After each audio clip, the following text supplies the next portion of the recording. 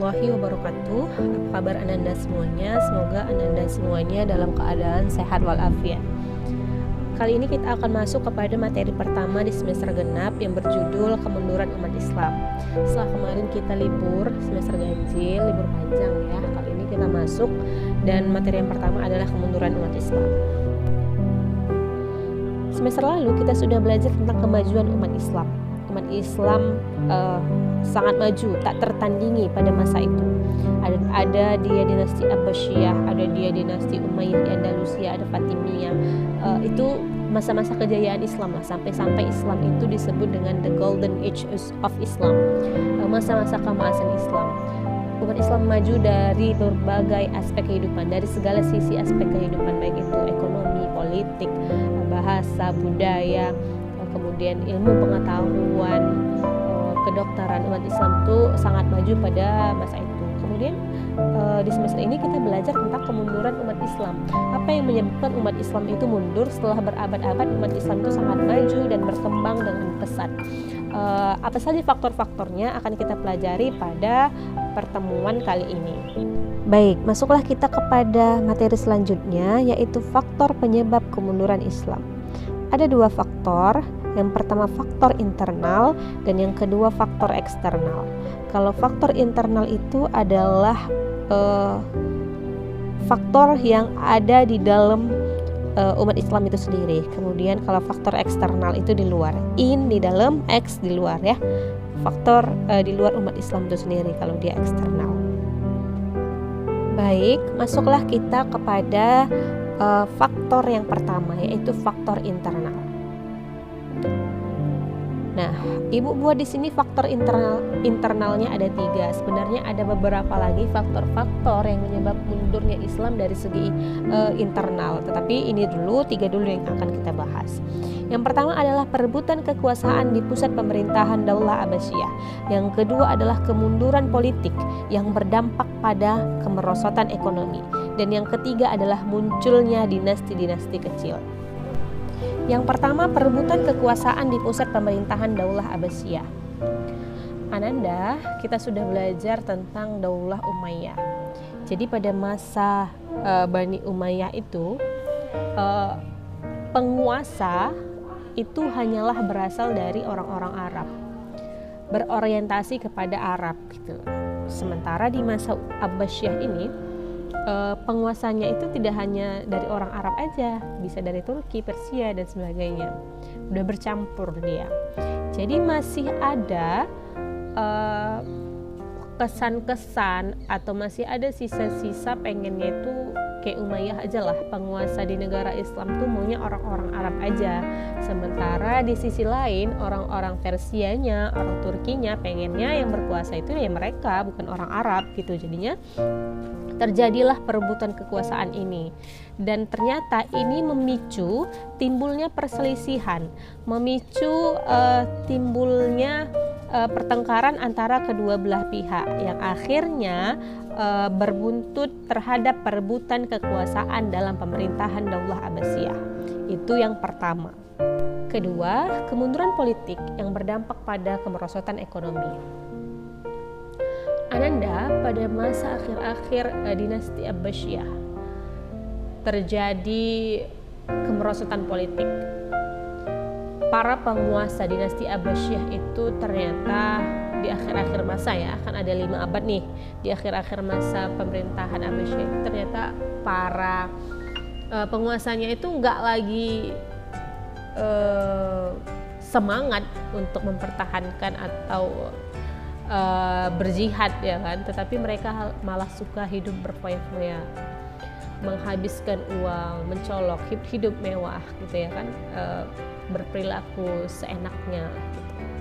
Sehingga hal ini membuat kemunduran politik. Ya iya dong, penguasa pemerintahannya berbuat sewenang-wenang, gimana nggak terjadi kemunduran gitu kan. Nah, hal ini menyebabkan kemunduran politik juga berdampak pada kemerosotan ekonomi, kemunduran ekonomi. Padahal kita tahu dinasti Abbasiyah itu sangat maju dalam berbagai aspek kehidupan, termasuk ekonomi dan politik. Terjadilah kemunduran pada masa itu. Dan ini sangat membuat negara Islam krisis ekonomi. Dan kemunduran ekonomi serta politik ini menjadi salah satu pemicu atau faktor mundurnya negara Islam. Yang ketiga, munculnya dinasti-dinasti kecil. Banyak dari orang Turki dan Persia ingin memisahkan diri dari dinasti Abbasiyah, ingin memerdekakan diri, membuat dinasti-dinasti lain, membuat kerajaan mereka tersendiri gitu. Jadi inilah yang menyebabkan timbulnya perpecahan di dalam dinasti Abbasiyah itu sendiri, maka termasuk ke dalam faktor internal dari kemunduran umat Islam. Masuklah kita kepada materi selanjutnya. Yang kedua adalah faktor eksternal. Faktor eksternal dari mundurnya umat Islam yang pertama adalah perang salib yang berdampak wilayah kekuasaan Islam berhasil dikuasai oleh tentara Kristen. Yang kedua, berakhirnya kekuasaan Daulah Abbasiyah yang diserang oleh tentara Mongol. Dan yang ketiga, runtuhnya negara Islam di beberapa wilayah. Faktor eksternal yang pertama adalah dampak dari adanya perang salib sehingga kekuasaan Islam itu dikuasai oleh tentara Kristen. Jadi perang salib yang pertama kali ini menyebabkan adanya masih ada nih benih-benih permusuhan di antara umat Kristiani dan umat Islam, sehingga kebencian itu mendatangkan lagi perang-perang selanjutnya gitu kan. Terjadi perang dalam beberapa gelombang yang hal itu dipicu dari peraturan yang dibuat oleh dinasti Saljuk yang menyulitkan orang-orang Kristiani ini untuk berkunjung ke Baitul Maqdis. Jadinya dengan hal itu terjadilah lagi perang salib dalam beberapa gelombang, dan itu banyak memakan korban dari kedua belah pihak, yang berdampak juga kepada wilayah kekuasaan Islam yang dikuasai oleh tentara-tentara Kristen. Kemudian yang kedua adalah berakhirnya kekuasaan Daulah Abbasiyah diserang oleh tentara Mongol.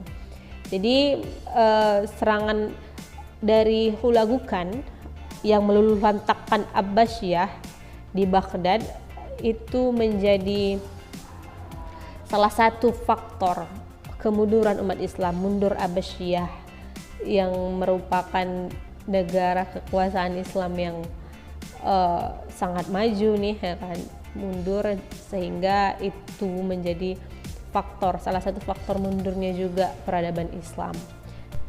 Lanjut materi selanjutnya, faktor penyebab kemunduran Islam menurut Syekh Amir Syakib Arsalan. Beliau mengatakan ada 4 ya paling tidak faktor penyebab kemundurannya. Yang pertama adalah umat Islam tidak menjalankan syariat Islam dengan baik dan benar, khususnya Al-Quran dan hadis. Dan yang kedua, umat Islam tidak mau bersatu, malah terpecah belah. Yang ketiga, mayoritas umat Islam terlalu cinta dunia dan takut mati. Yang keempat, hilangnya semangat jihad oleh umat Islam. Nah, itulah tadi faktor-faktor yang menyebabkan mundurnya umat Islam. Mungkin itu saja yang bisa Ibu sampaikan.